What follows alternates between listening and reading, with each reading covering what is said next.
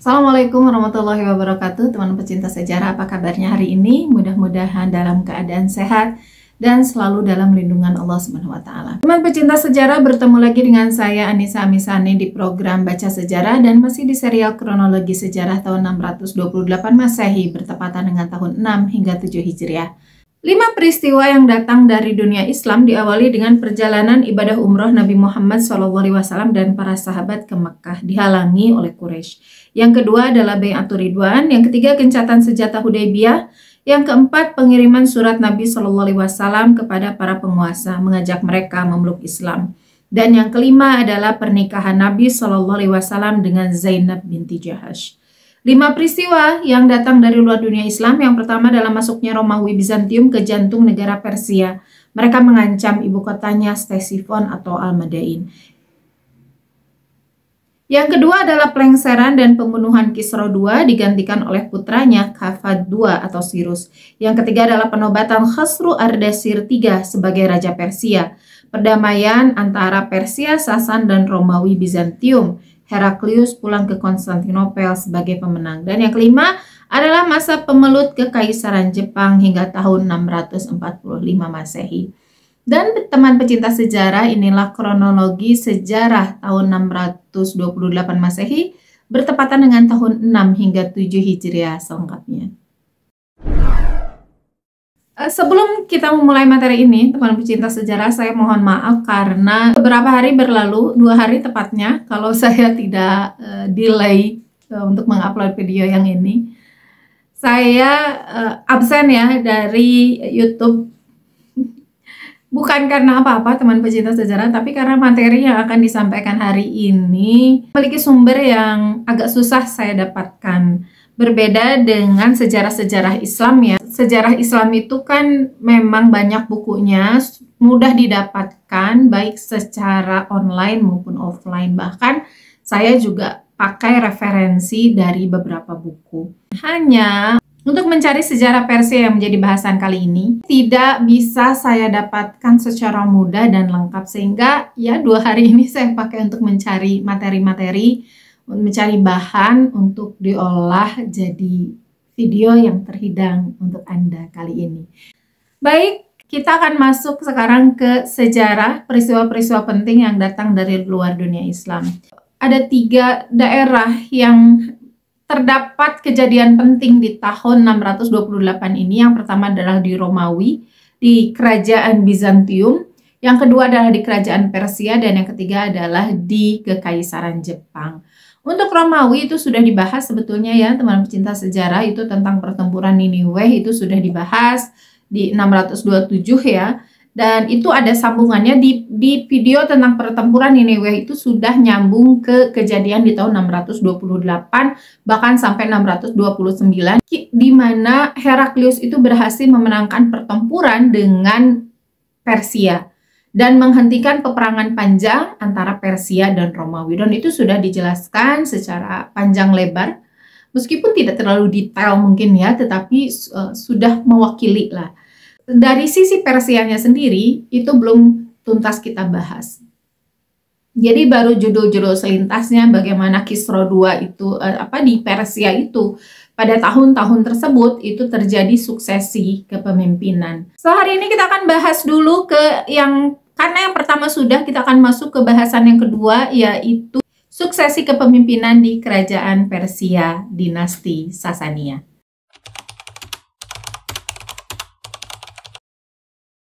Kita mungkin masih ingat ya dengan peristiwa pengiriman surat dari Rasulullah SAW yang ditujukan kepada Kisra II. Kisra II Parviz lengkapnya, yang dimana surat itu sudah dirobek-robek terlebih dahulu sebelum akhirnya dilempar tanpa pernah dibaca oleh Kisra II sendiri karena kesombongan yang ada di dalam hati Kisra II. Dan gara-gara itu juga lah keluarlah doa dari lisan Rasulullah SAW yang mulia tentang koyaknya kerajaan Persia. Dan inilah awal sebetulnya detik di mana Kisra II merobek-robek surat Rasulullah hingga koyak, maka di detik itu pula lah dia sedang membangun kehancuran kerajaannya sendiri. Khosrow II atau Kisra II, Khosrow II itu kita kalau mengacu ke bacaan-bacaan barat ya, literatur barat, maka tulisannya itu Khosrow II. Tetapi dalam literatur Arab Persia itu kita biasa mengenal dengan tulisan Kisra II. Dan kita sepakati ya, selanjutnya untuk menyebut Khosrow II kita memakai literatur Arab dan Persia yaitu Kisra II.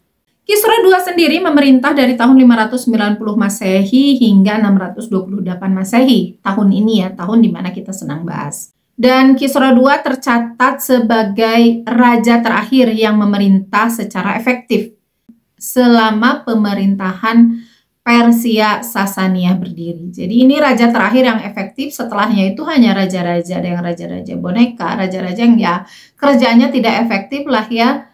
Bahkan memerintah itu banyak yang tidak lebih dari 1 tahun. Sehingga ya bagaimana bisa kerja secara efektif kalau memerintah kurang dari 1 tahun. Dan Kisra II ini menjadi raja terakhir yang bekerja secara efektif, yang mempunyai julukan Parviz. Jadi Kisra II Parviz atau Kisra Parviz.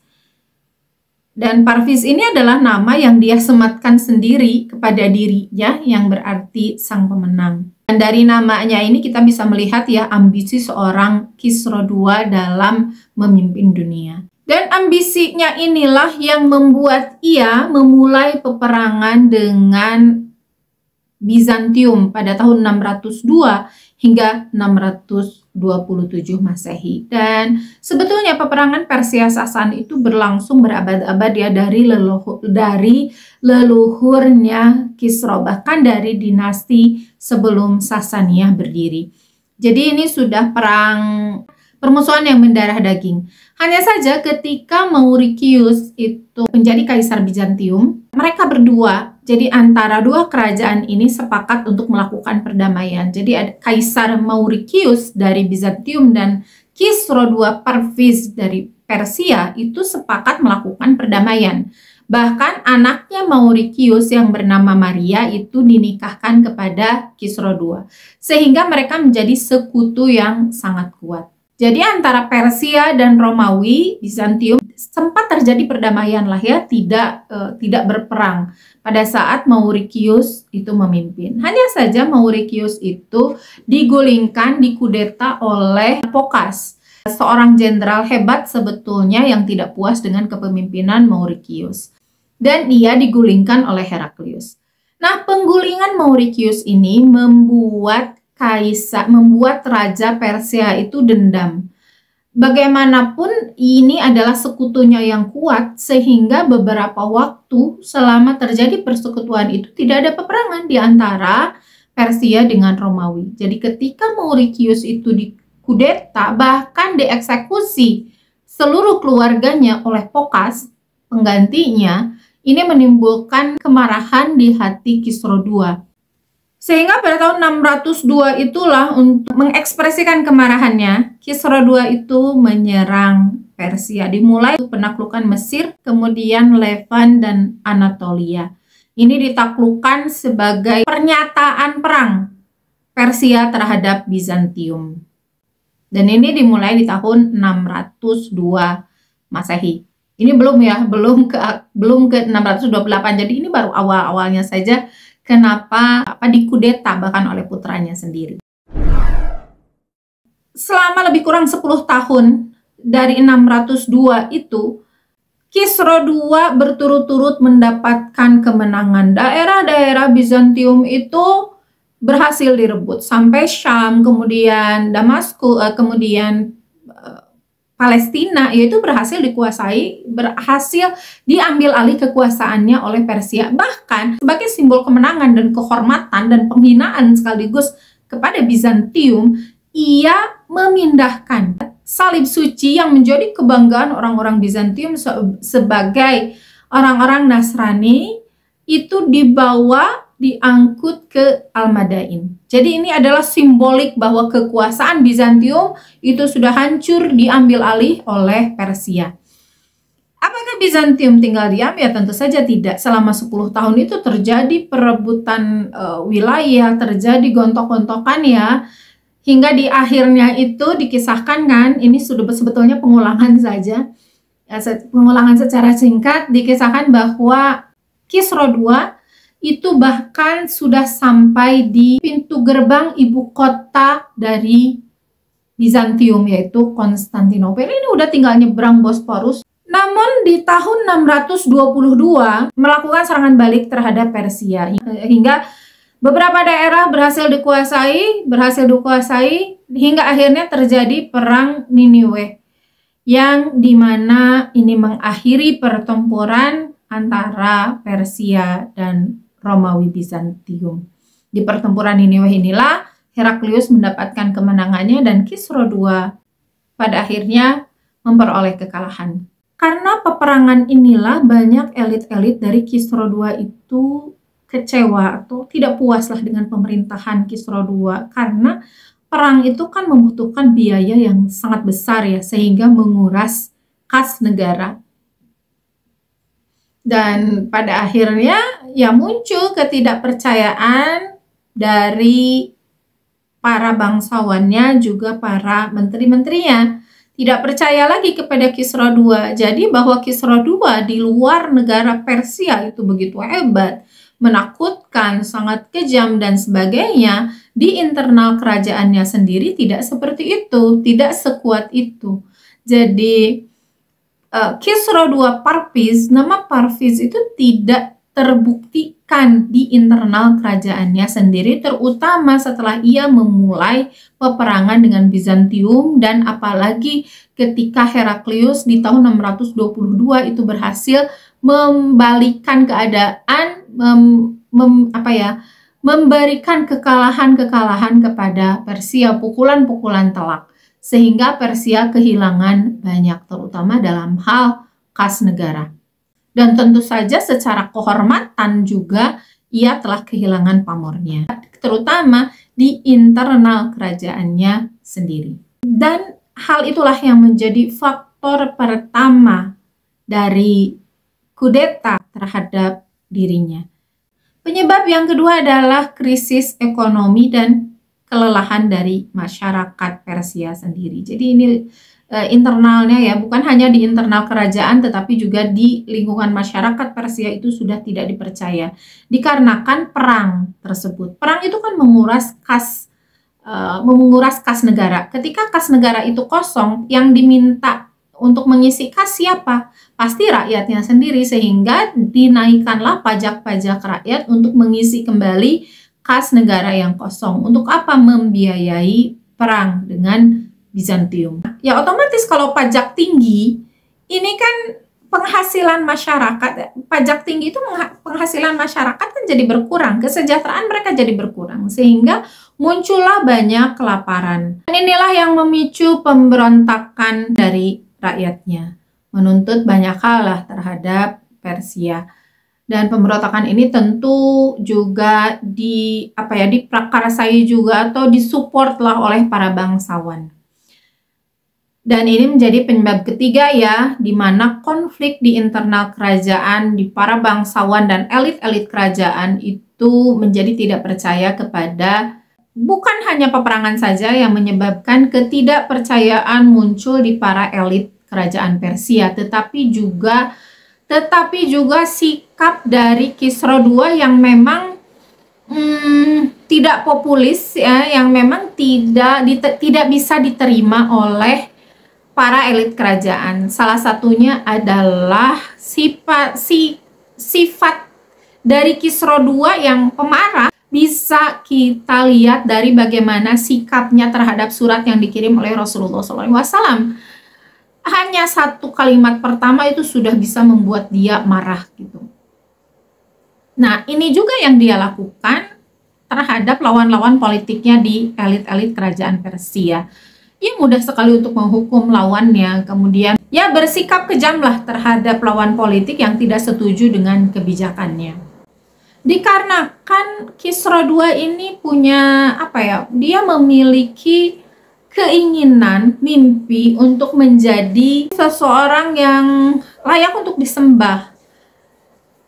Meskipun tidak memproklamirkan diri bahwa dia sebagai Tuhan, sebagaimana Fir'aun, tetapi sikap-sikapnya itu menandakan bahwa dia itu ingin diutamakan lah, bahkan lebih dari Tuhan, lebih dari dewa mereka gitu ya. Dan ini juga menimbulkan konflik yang sangat tajam, menimbulkan ketidakpercayaan dan ketidaksukaan terhadap Kisra II dari para elit di internal kerajaan Persia.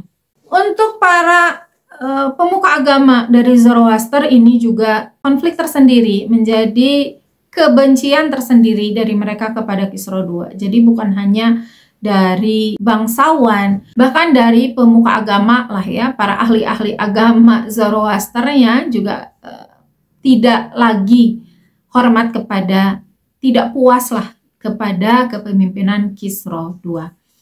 Dan 3 sebab inilah yang menyebabkan suksesi kepemimpinan di Persia tahun 628 Masehi.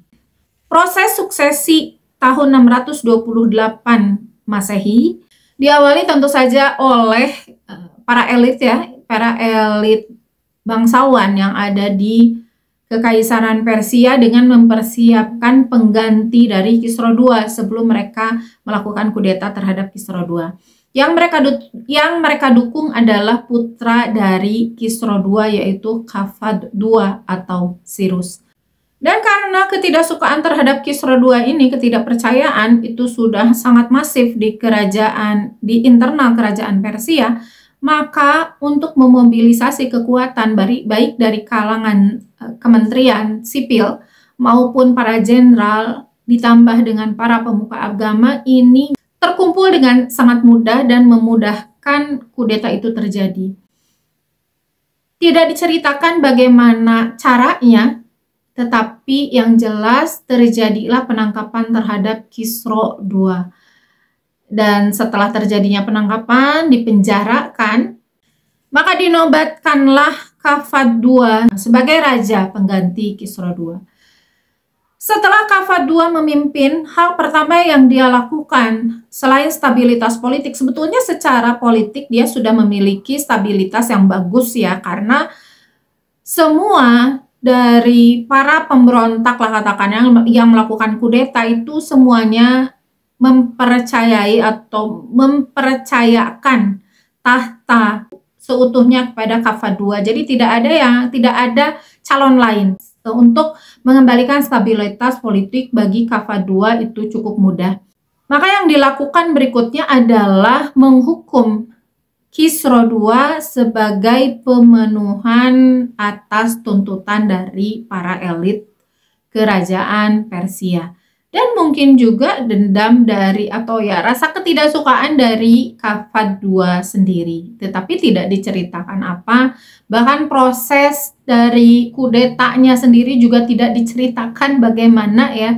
Hanya saja memang terjadi cukup mudah bagi para pemberontak ini, para pelaku kudeta ini. Tepatnya pada bulan Februari tahun 628, Kisra II ini dieksekusi. Dan bukan hanya Kisra II, tetapi juga anak-anaknya dan keluarganya, tidak termasuk Kafad II tentu saja, karena dialah yang mengeksekusi ya. Itu berjumlah 14 orang, dikisahkan 14 orang bersama-sama dieksekusi oleh Kafad II. Dan ada sejarawan Armenia yang mengatakan bahwa eksekusi itu dilakukan dengan penembakan panah dan dibukuli hingga tewas. Hingga inilah 28 Februari tahun 628 inilah menandai berakhirnya zaman keemasan Sasania. Kenapa disebut zaman keemasan Sasania? Maka kita akan masuk ke materi berikutnya tentang biografi Kisra II.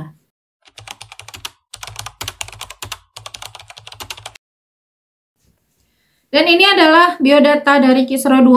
Ia memiliki nama lengkap Kisra II Parvis.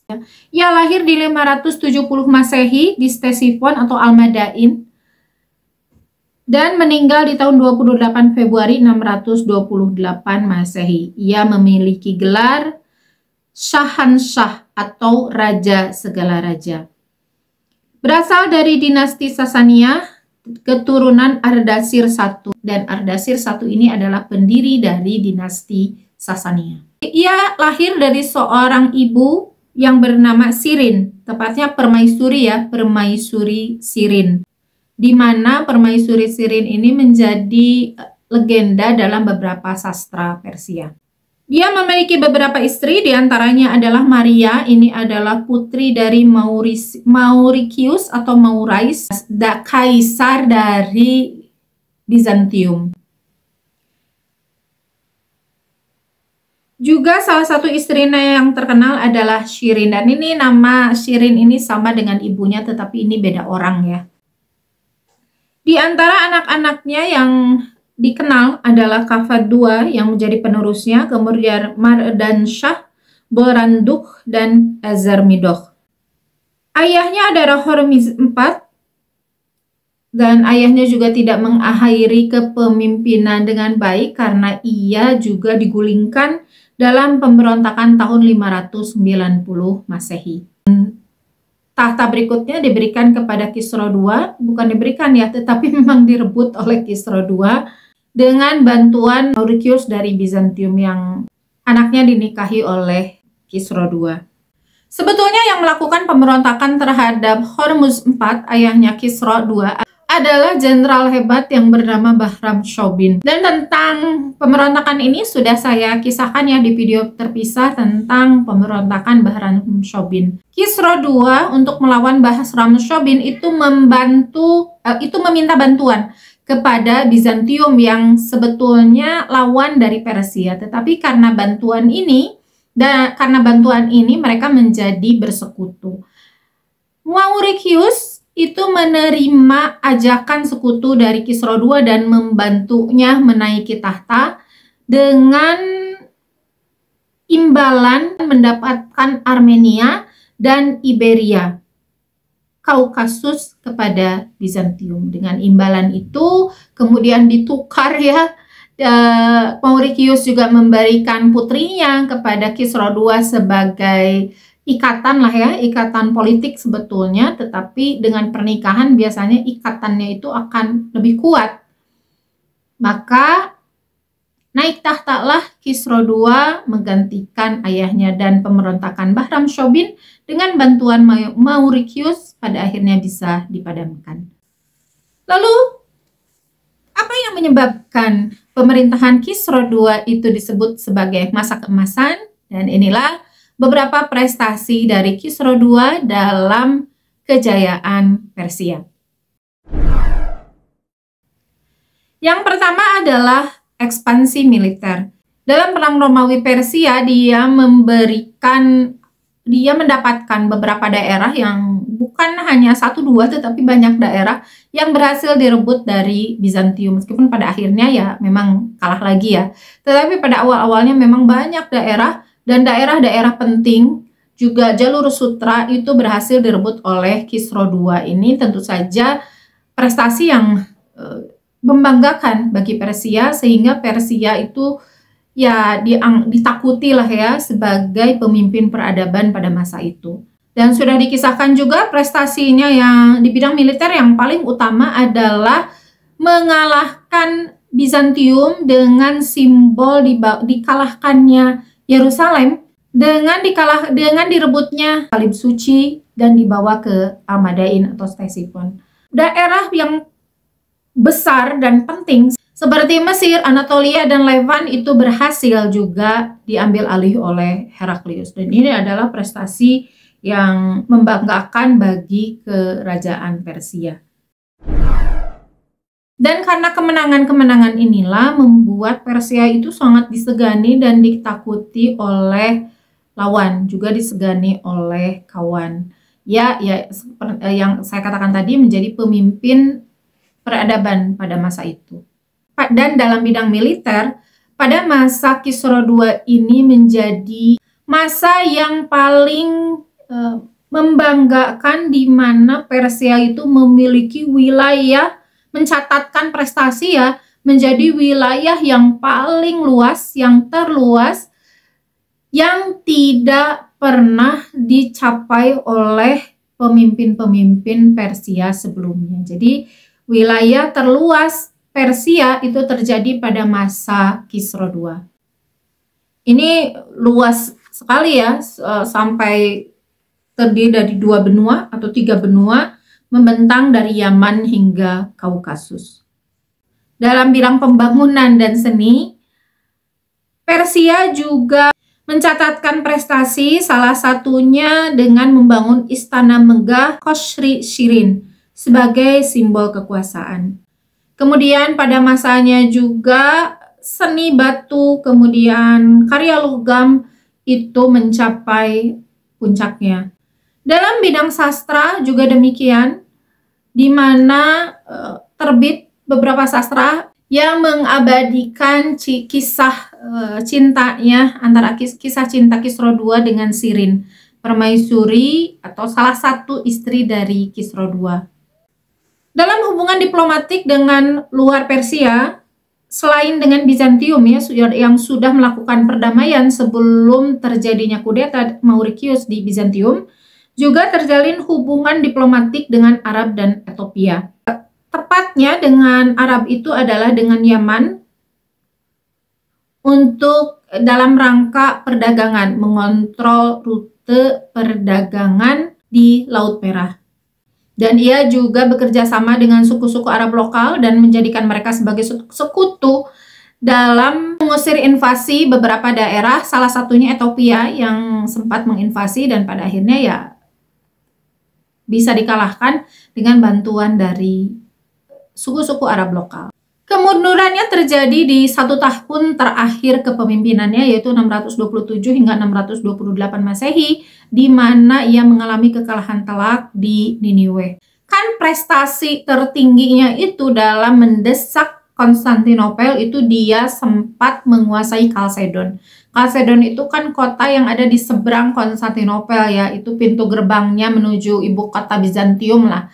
Tetapi pada akhirnya di tahun itu, di masa-masa akhir kekuasaannya, diawali dari Kalsedon juga lah, pada akhirnya Bizantium memutar balik keadaan sehingga dari Kalsedon itu terus merangsek, bahkan merangsaknya sampai ke Almadain, sampai ke pusat kekuasaan Kisra II setelah Kisra II dieksekusi. Bahkan Heraklius itu menghancurkan kuil api Takhe Sulaiman yang menjadi kuil kebesaran lah ya, barasan dari Heraklius kepada Kisra II karena telah membawa salib suci ke Almadain. Kemudian pada saat dia mengukuhkan kemenangannya masuk ke Ctesifon atau Madain, ia membawa kembali salib suci dan untuk membalasnya ia merusak kuil api suci Takhe Sulaiman. Dan itu menjadi simbolik ya, simbolik di mana Persia telah dijatuhkan olehnya. Ini menjadi pesan yang menyebar ke seluruh dunia bahwa Persia telah dikalahkan oleh Heraklius. Kafah II dilantik atau dinobatkan menjadi raja di bulan yang sama ya, di Februari tahun 628. Hanya saja dia memimpin Persia itu tidak lama. Dia duduk di tahta kerajaan hanya beberapa bulan saja sebelum pada akhirnya dia meninggal karena sakit. Jadi Kafah II berbeda dengan kakek dan ayahnya. Dia turun tahta bukan dengan kudeta, dengan terpaksa, dengan pemberontakan, tetapi karena sakit. Sehingga ini menimbulkan suksesi kepemimpinan yang tidak mulus ya, yang ditinggalkan oleh Kisra II. Karena keturunan Kisra II yang lain itu kan sudah terbunuh ya kebanyakannya, sehingga kematian Kafah II itu memunculkan konflik internal dan perang saudara. Ini benar-benar internal keluarga kerajaan. semua keluarga pada akhirnya ingin keluarga yang tersisa ya, bahkan dari perempuan pada akhirnya memperebutkan tahta juga. Tetapi para perempuan-perempuan dari anak-anak Kisra ini dia tidak berdiri sendiri, tetapi di belakangnya itu ada backingnya para bangsawan dan elit-elit politik yang mendukung mereka untuk naik tahta. Hanya saja masih ada Ardashir III yang usianya masih 8 tahun, dan mohon maaf ini diilustrasi Ardashir III-nya begini ya. Harusnya masih usianya itu masih kecil. Ardashir III itu mau tidak mau diangkat menjadi kaisar, menjadi raja, menggantikan Kafad II, karena memang tidak ada lagi orang, tidak ada lagi, karena awalnya sudah dihabisi ya oleh Kafad II. Jadinya anak dari Kafad II lah yang diangkat menjadi raja pengganti dari Kafad II, yaitu Ardashir III. Dan pada masa inilah, pada masa Ardashir III lah, lewat walinya ya tentu saja, itu terjadi kesepakatan damai antara Persia dan Romawi. Karena ya kerajaan Persia juga sudah tidak memiliki kekuatan apapun untuk melawan Heraklius ya. Mereka sudah sibuk dengan konflik internal tentang pengganti-pengganti raja dan konflik antar elit, sehingga ya tidak ada waktu lagi untuk berperang, dan sudah habis juga kas negara. Ya mau tidak mau pada akhirnya ditandatanganilah dalam tanda kutip ya, disepakatilah perjanjian damai antara Persia Sasan dengan Romawi Bizantium. Diakhiri dengan itu tadi ya, diambil salib suci, kemudian Heraklius pulang kembali ke negaranya dengan membiarkan kerajaan Persia seperti itu gitu, tanpa direbut, tanpa diambil alih gitu, dibiarkan begitu saja. Keadaan konflik seperti ini tentu saja melemahkan Sasaniyah yang sebetulnya sebuah kerajaan yang besar ya sebelumnya. Sampai pada akhirnya ini terus berganti-ganti kekuasaan, karena Kafad II juga kan Ardashir III juga kan dia masih kecil. Dan tentu saja dengan usia yang masih sangat kecil dan kepentingan elit yang sangat banyak, ini menimbulkan konflik yang sangat luar biasa. Ini nanti akan diceritakan seterusnya di tahun-tahun mendatang ya, tetapi intinya kehancuran Persia itu sudah di depan mata. Dan puncaknya itu terjadi pada tahun 633 sampai 651, di mana terjadinya invasi dari kaum muslimin. Dan teman pencinta sejarah, itu tentang kisahnya, tentang hikmahnya. Ini hikmah yang kasat mata ya, yang kita lihat bersama, di mana kesombongan ini sudah dibahas juga sih di video tentang surat ya yang dirobek oleh Kisra II. Suratnya juga bukan surat biasa, tetapi surat dari Rasulullah SAW. Dan bagi Allah mudah saja. Kapan dia menaikkan seseorang untuk menjadi pemimpin, mengangkat derajat seseorang, dan kapan dia menghancurkan seseorang gitu ya. Bahkan dalam hitungan yang menurut kita ya sangat-sangat sebentar lah. Ini tidak lebih dari 1 tahun kehancuran Persia yang sudah berjaya itu selama ratusan tahun. Bahkan dari sebelum dinasti Sasaniyah berdiri, dari dinasti Parthia gitu, dimana awal nama Persia ini berasal. Bagi Allah mudah saja, tidak ada yang sulit. Bagi kita sih sulit ya, bagaimana kita membangun kekuasaan, membangun kepemimpinan, tetapi ketika tidak bersyukur, maka Allah mudah saja untuk menghancurkannya. Ya, Dia Maha Kuasa atas segala sesuatu, dan skenario Allah itu skenario yang paling kalau kita membahasnya itu bikin takjub, karena dilihat ya dari surat Rasulullah itu kan terjadinya di tahun 628 Masehi, tetapi Allah Subhanahu wa taala sudah merancang kehancuran dari kehancuran dari Persia itu dengan menaikkan pamor Bizantium, menaikkan pamornya Heraklius, mengalahkan mengalahkan Persia dari tahun-tahun sebelumnya, di mana titik awalnya direbutnya kembali Kalsedon oleh Bizantium. Dan ini adalah rangkaian panjang di mana Allah akan mengabulkan doa Rasulullah SAW.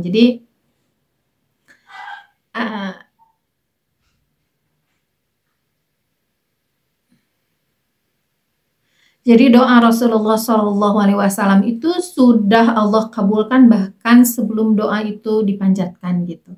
Dan itu indahnya skenario Allah Subhanahu Wa Taala, tidak blok gitu ya dengan gempa bumi misalnya langsung, tidak, tetapi begitu alamiah dan begitu ya cantik ya, skenario Allah begitu cantik di mana ya terjadi sebab akibat sunatullah yang terangkai dari satu kejadian ke kejadian berikutnya di tahun-tahun sebelumnya, sehingga terbentuklah titiknya itu di 28 Februari 628 Masehi.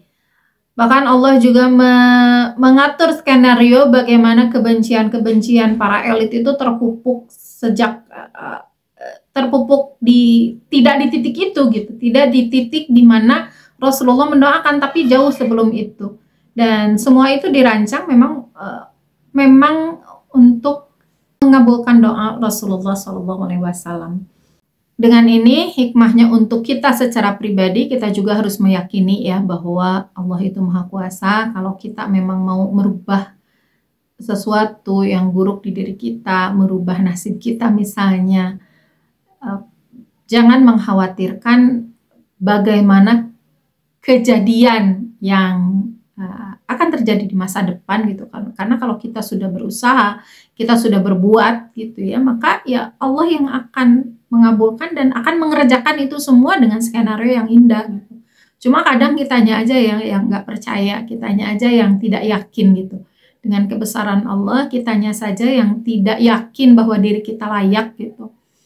Ya padahal untuk seorang Kisra II saja gitu, Allah itu sudah memberi nikmat yang banyak kepada dia, dan sudah memberi kehormatan di dunia kepadanya, tetapi karena dia sombong, maka Allah mencabut semua nikmat itu. Nah, apalagi kita kan, meskipun kita tidak soleh-soleh amat ya, kayak sahabat lah, jauh lah dibandingkan sahabat, tetapi kita kan tidak sampai ya untuk tidak menyukai Rasulullah sebagaimana Kisra gitu, na'udzubillah, kita tidak sampai seperti itu. Kita masih bersolawat kepada Rasulullah, masih sholat gitu ya, yang perempuan masih menutup aurat, dengan segala kefasikan kita lah ya, dengan segala kelalaian kita, tetap Allah masih menyayangi kita. Jadi percaya saja, percaya pada diri sendiri bahwa Allah itu tetap sayang pada kita, dengan apapun keadaan kita. Jadi jangan pernah berputus asa dari rahmat Allah. Pasti Allah akan, ya selama kita berusaha ya, kita berusaha dan berdoa saja tugasnya, jangan ngatur gimana-gimana ya Allah, apalagi tentang jodoh ya Allah. Saya mau jodoh yang itu, enggak gitu, mungkin Allah lebih tahu, atau saya mau rezeki yang itu, tidak, Allah lebih tahu. Itu biarkan saja Allah yang berkuasa memberikan kepada kita rezeki dari arah mana, memberikan kepada kita takdir yang mana, tetapi kita berusaha menuliskan takdir terbaik kita, berusaha berdoa seserius-seriusnya, apalagi sekarang menjelang Ramadan ya, maka biarkan Allah yang bekerja mengabulkan doa kita, insya Allah ya. Itu saja teman pecinta sejarah, bahasan untuk kali ini ya.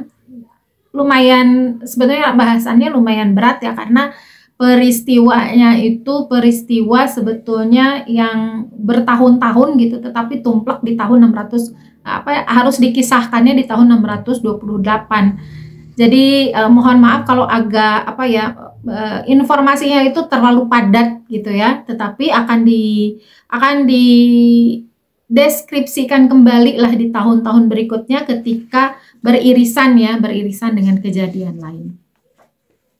Terima kasih sudah menyimak, mohon maaf atas segala kekurangan. Insya Allah bertemu lagi di video berikutnya. Wassalamualaikum warahmatullahi wabarakatuh.